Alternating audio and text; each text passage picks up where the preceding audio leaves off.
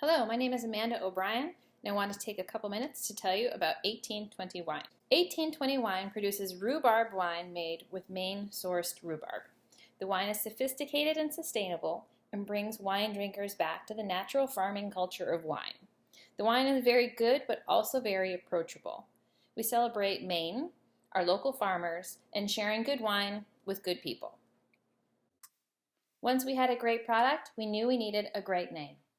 Rhubarb originated in China. It was first found in the U.S. public markets in Maine in 1820, which is also the year that Maine became a state. The 1820s are also referred to as the era of good feelings, and these three pieces of information combined made us sure that this was the name that we wanted for our company. Rhubarb is an interesting crop. Every farmer that we've approached with this idea loves it because it's an easy cash crop for them.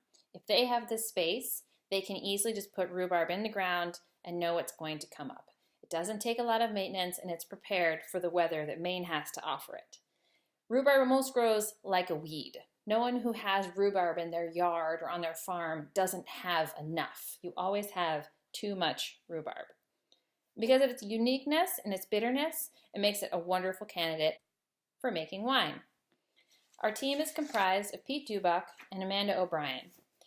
Pete's been perfecting this rhubarb wine recipe for years. He's a detail-oriented old soul from western Maine who's always had a fascination for rhubarb. I, Amanda O'Brien, have been working in marketing for a dozen years. During that time, I had the opportunity to freelance for a wine company based in Burgundy, France, which really made me fall in love with the natural farming culture of wine.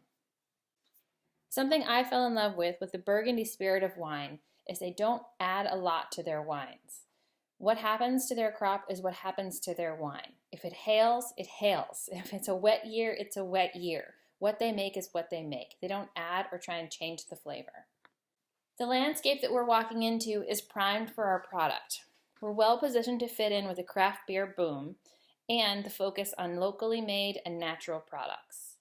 Our wine is sophisticated enough to appeal to wine drinkers, but it's approachable to appeal to craft beer drinkers and millennials who are changing the way beer and wine is being marketed and sold. Where we are right now is we have rhubarb growing all over the state with our name on it. We're positioned to bring 500 gallons of wine to market this summer. We've had multiple successful private tastings and a list of businesses and people that are ready for pre-orders. We recently signed a lease in the East Bayside neighborhood of Portland, Maine, nestled in between other breweries and distilleries who we can partner with and grow the local economy.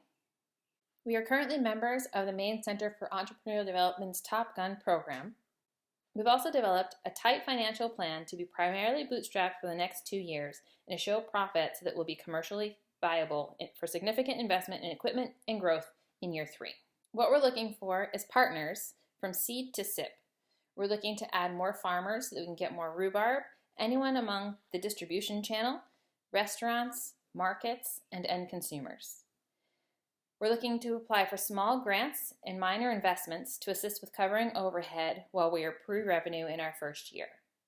If you have any other questions, please reach out. You can find us on Facebook at 1820 Wines, or you can email either Pete and I, or you can sign up for our email newsletter at 1820wines.com.